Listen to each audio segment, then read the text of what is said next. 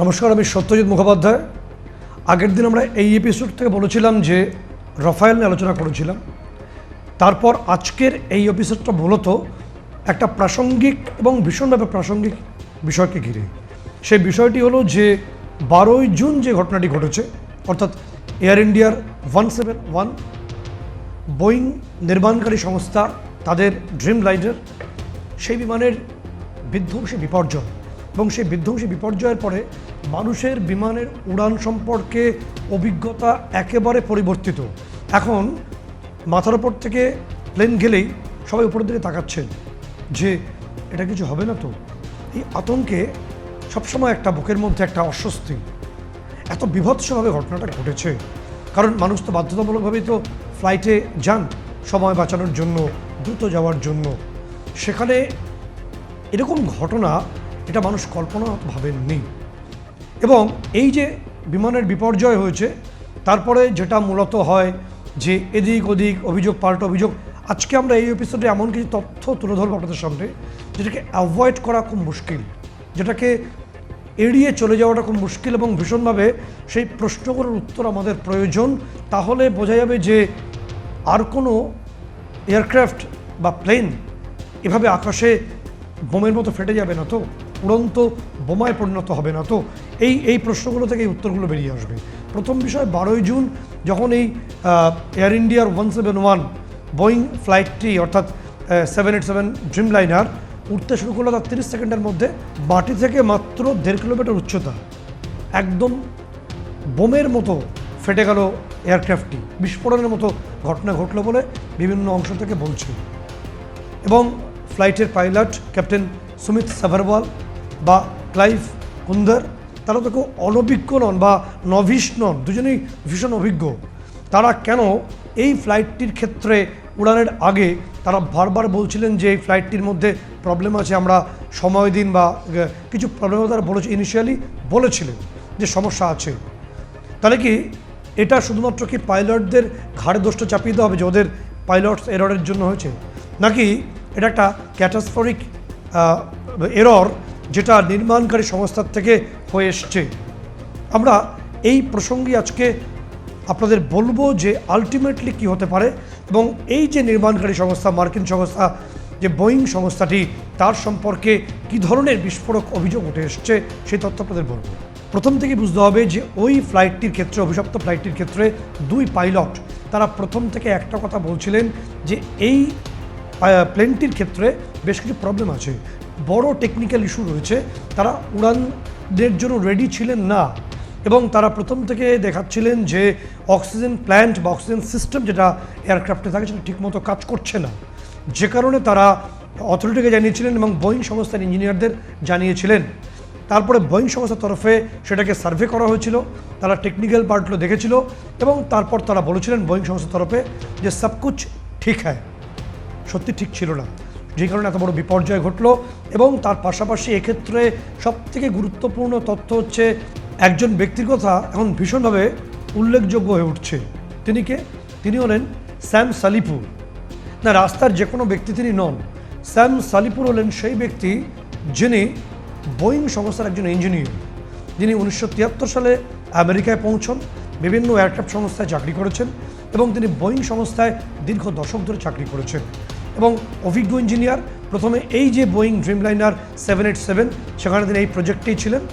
তিনি কি বলছেন তা তিনি 3 বছর ধরে অভিযোগ করছেন, একটাই অভিযোগ করছেন যে 1916 সালে যে বোয়িং সংস্থা যারা যাত্রাপথ শুরু করেছিল 2013 সালে এসে এই স্যাম সালিপুর প্রথম বলেন যে এই যে এয়ারক্রাফটগুলো তারা মার্কেটে ছাড়ছেন, বিভিন্ন দেশে বিক্রি করছেন, এর মধ্যে মেজর কিছু প্রবলেম তৈরি হয়েছে। কারণ বোয়িং সংস্থা সারা বিশ্বে যতটা প্লেন তারা বিক্রি করেন, যতগুলো এয়ারক্রাফট বিক্রি করেন, যে পরিমাণে করেন, সেই পরিমাণকে তার মান বজায় রাখতে গেলে যে পরিমাণ সাপোর্ট প্রয়োজন হয়, কোথাও একটা খামতি হচ্ছিল। যে কারণে স্যাম সালিপুর দুটো বিষয় নিয়ে তিনি বলেছিলেন যে এই বিষয়গুলোকে ইমিডিয়েটলি না দেখলে যে প্রবলেমটা 2013 সালে শুরু হয়েছিল সেটা 2025-এ এসে একদম মহামারী বা ব্যাধিতে পরিণত হয়েছে। বোয়িং 787-এ কাজ করার সময় স্যাম সালিপুর মোট 29টা এয়ারক্রাফট তিনি এইভাবে দেখেছিলেন, এবং 29টি এয়ারক্রাফটের মধ্যে একই প্রবলেম তিনি দেখেছিলেন। কি প্রবলেম? প্রথম হচ্ছে বোয়িং 787, পৃথিবীর অন্যতম নিরাপদ এয়ারক্রাফট বলা হয়, যাতে রোলস রয়েসের 2টি ইঞ্জিন থাকে।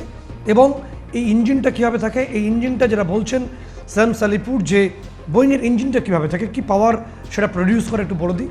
সেটা হলো যে প্রায় 1000 ট্রেন্টের ইঞ্জিন দুপাশে থাকে এবং 53,000 থেকে 75,000 পর্যন্ত এটা থার্স্ট প্রডিউস করে। এবার স্যাম সালিপুর কী বলছেন?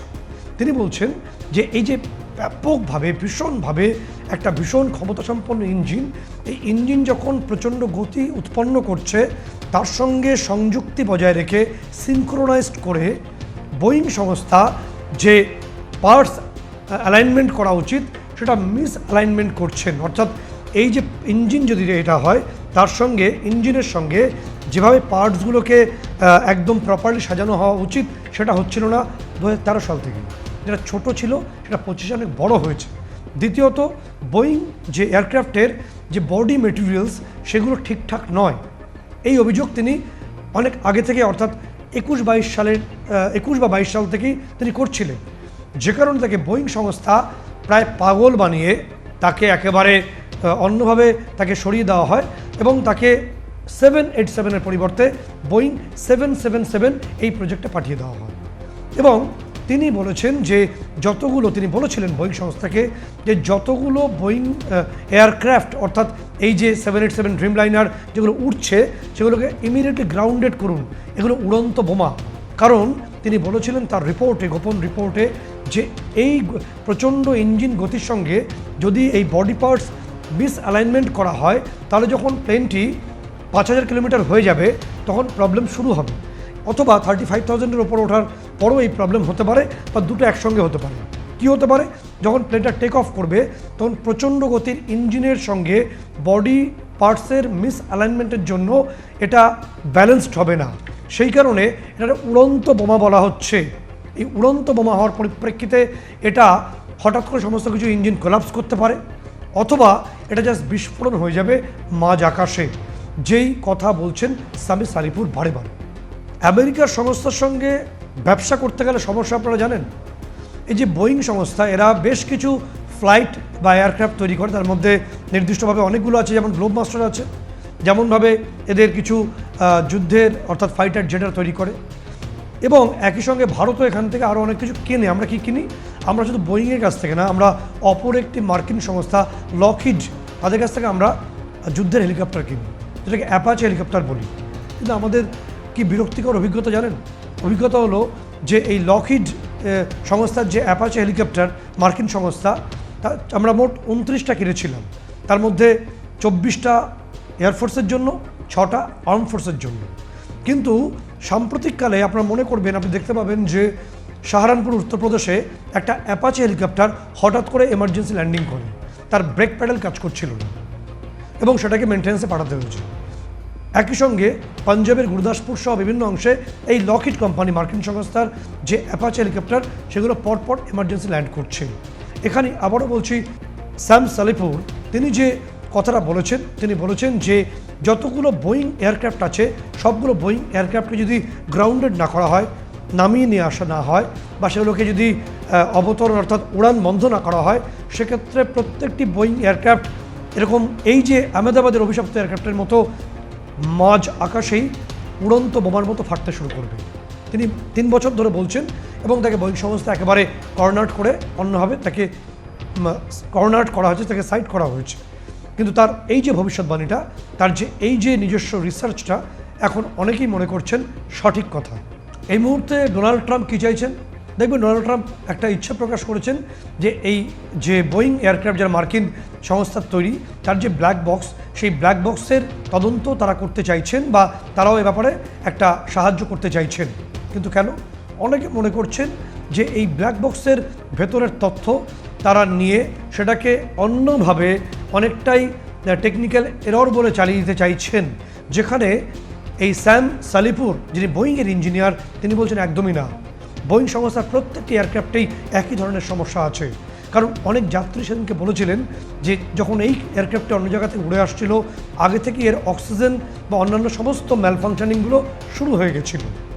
তবে এটা আসার কথা যে মার্কিন যুক্তরাষ্ট্রের তরফে যে টিমই আসুক বা যদি আসার অনুমতি তারা পায়, তারা কিছু করতে পারবে না, কারণ 2025 সালেই ভারতের হাতে এই ধরনের যে ডেটাবক্স ডেটাজ অ্যানালিসিস করার জন্য ফরেন্সিক ল্যাব ভারতের হাতে চলে এসছে।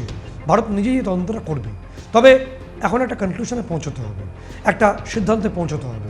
সেই সিদ্ধান্ত ভারতকে শক্তভাবে নিতে হবে যে শুধুমাত্র এই বিমান বিপর্যয় ওই মৃত দুই পাইলটের উপর দায় এড়িয়ে কি আমরা সরে যাব শুধুমাত্র, নাকি এটাকে উড়ান সংস্থার ক্ষেত্রে যারা আছেন তারা বলবেন এটা আমাদের দায় নয়, নাকি আসলে ব্ল্যাক বক্সের ডেটাসগুলোকে সঠিকভাবে অ্যানালিসিস করে এটা যেমন স্যাম সালিপুর যে অভিযোগ বারে বারে করেছেন যে প্রত্যেকটি বোয়িং এয়ারক্রাফট তাদের ম্যানুফ্যাকচারিং যে প্রবলেমস বা ম্যালফাংশনিং তার জন্য একে একে প্রত্যেকটি এয়ারক্রাফট মাঝ আকাশে ফেটে যাবে, এটাই তার ভবিষ্যৎবাণী। সেটাকে আমরা গুরুত্ব দিয়ে দেখে সেদিকের ক্ষেত্রটা বিচার করব, যাতে ভবিষ্যতে অনেক যাত্রীকে বা অনেক সাধারণ মানুষের প্রাণ বেঁচে যায়। এবং বোয়িং এয়ারক্রাফট যেগুলো উড়ন্ত বোমা, কার্যত বোয়িংয়ের যে সিনিয়র ইঞ্জিনিয়ার যে দাবি করেছেন, তিনি রিসার্চ করে দাবি করেছেন, সেটাকে আমরা সত্যি হতে দেব না। আমাদের পরবর্তী পদক্ষেপের মধ্যে দিয়ে সেইটাই আমরা দেখব, সেদিকে আমাদের নজর থাকবে। পরবর্তী এপিসোডে আমরা এমনও কিছু বিস্ফোরক চাঞ্চল্যকর ইনফরমেশন নিয়ে আসবো যেটা আমাদের প্রত্যেক দিন হাতের কাছে রাখা প্রয়োজন। সেই কারণে আপনারা দেখতে থাকুন সিএন প্রত্যেক দিন প্রতি মুহূর্তে।